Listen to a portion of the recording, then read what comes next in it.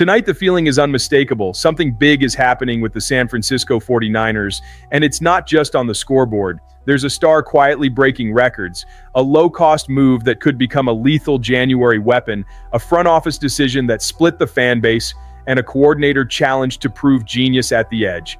Each piece looks isolated, but when you connect them, the message to rivals is chilling. This season still hasn't revealed its final twist. You won't believe what we've got today. So settle in, drop a like, and let's dive straight into the news, because tonight, everything really does shift. Let's open with something too many people are still underrating, but it could change not only the 49ers season, it could reshape the NFL narrative. Christian McCaffrey surging into the Offensive Player of the Year race. While the raw stat sheets have another running back leading the league in rushing yards and touchdowns, the player actually carrying an offense, keeping a contender alive, and blowing up defensive game plans is number 23 in red and gold. That matters when the votes get cast. McCaffrey isn't just production, he's context. He's kept this team at 6'3" with a quarterback under a microscope, banged up receivers, a line still shuffling, and a brutal schedule. He's the outlet, the mismatch, the guy every defense circles first and still can't erase. He leads the league in scrimmage yards and is threatening to close the year with 100+ rushing and 100+ receiving, something no one in history has ever done. Know what that means for the 49ers faithful? It means that instead of praying for miracles on third down, this franchise has the most complete weapon in football lining up everywhere. Slot, wide, backfield, motion, screens, outside zone, inside zone. He does all of it at an elite level. And when the award discussion shifts from who stacked the most raw numbers to who is indispensable to a contender's existence, McCaffrey starts passing rivals who've been more up and down. The fan base already feels it. Every time he touches the ball, Levi's exhales differently. Opponents flinch, defenses backpedal, coordinators scramble. If he finishes the season at this pace, as the offensive pillar of a playoff team, the pressure on voters will be enormous. Ignoring this campaign would be ignoring what everyone sees in real time. And here's the kicker. This sets a tone inside the locker room. The elite talent is in the building. The window is open. Now it's on the front office to squeeze every margin. If the offense already has someone playing at a historic level, the path to turning an individual trophy run into collective dominance is obvious. Make the defense's life easier, close out games, speed up the pass rush, and don't waste a heroic season.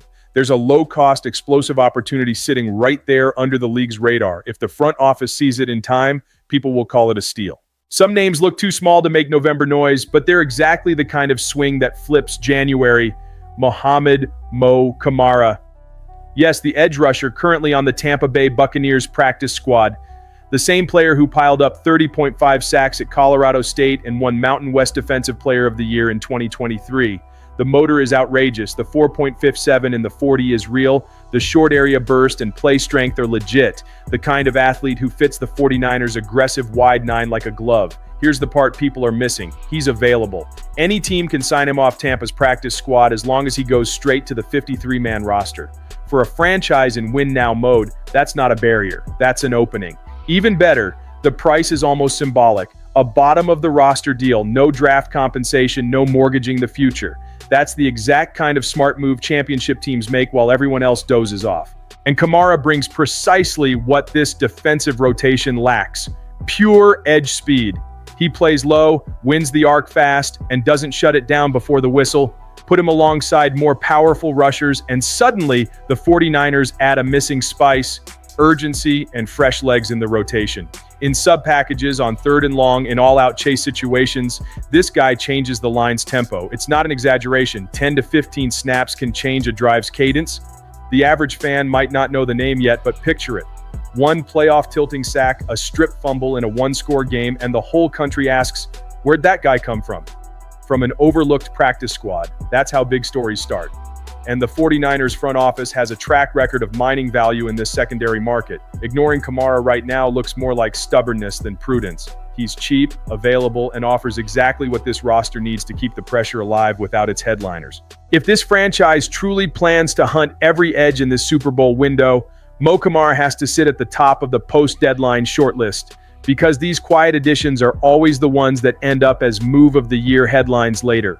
And that's not even the most polarizing plot inside Levi's Stadium.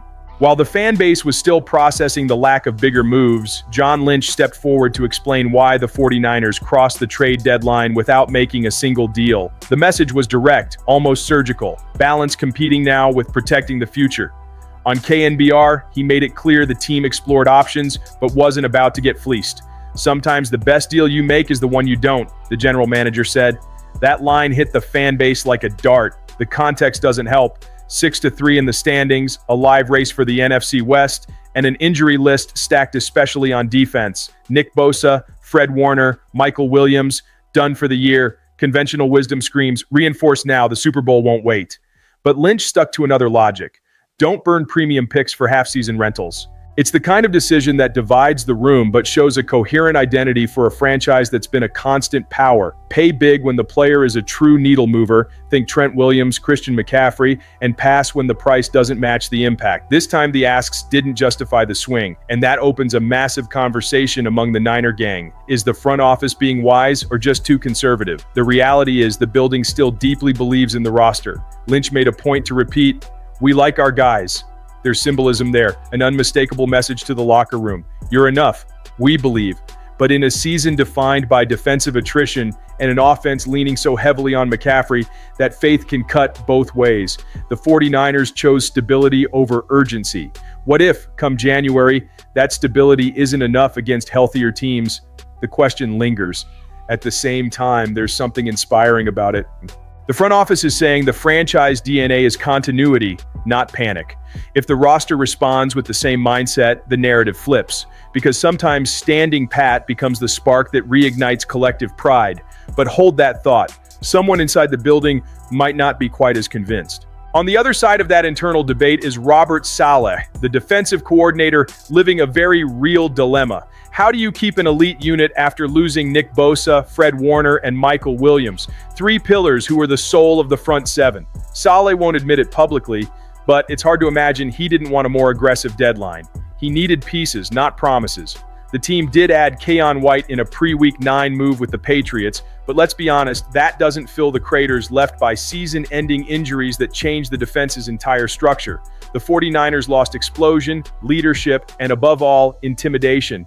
And yet the coordinator has to find internal solutions, redraw roles, and make magic. Reports pointed to inquiries around names like Logan Wilson, Trey Hendrickson, and Cam Taylor-Britt, and the fantasy of reuniting Saleh with former Jet standouts like Sauce Gardner or Jermaine Johnson floated around, but none of it materialized. The frustration is understandable. Saleh knows his gift is maximizing potential, but even the best strategist needs weapons. Now he'll have to channel the spirit of 2020, when a battered unit still earned respect, and secured him a head coaching shot later on. The challenge is bigger now. The NFC is ruthless, and the offense relies heavily on McCaffrey to sustain pace. The fan base feels the contrast. A potentially historic offense and a defense trying to reinvent itself. If the front office won't reinforce, Saleh must conjure something out of thin air. This is the kind of crucible that reveals who's a genius and who's merely efficient. If he can turn scarcity into motivation, the respect returns. If the defense falters, the silence at Levi's will say it all. The good news? This group has pride, culture, and a history of answering. No one wears red and gold unless they believe they can overcome anything. If there's one thing that defines this team, it's exactly that, the ability to rise from the ashes. In the end, what separates champions from merely good teams is how they react when belief starts to fade. The message tonight is simple and powerful. The 49ers are still alive, still dangerous, and still fueled to turn doubt into strength. McCaffrey leads a campaign that could be historic. Kamara represents the low-risk jolt this rotation craves. Lynch defends a strategy built on patience, and Saleh embodies the grit that made this franchise legendary. It all converges on one point: the red and gold still controls its own fate. This is the moment to lock arms, believe, and push this team all the way into February. So, faithful, do you believe this roster can still silence the NFL? Smash the like button and sound off in the comments.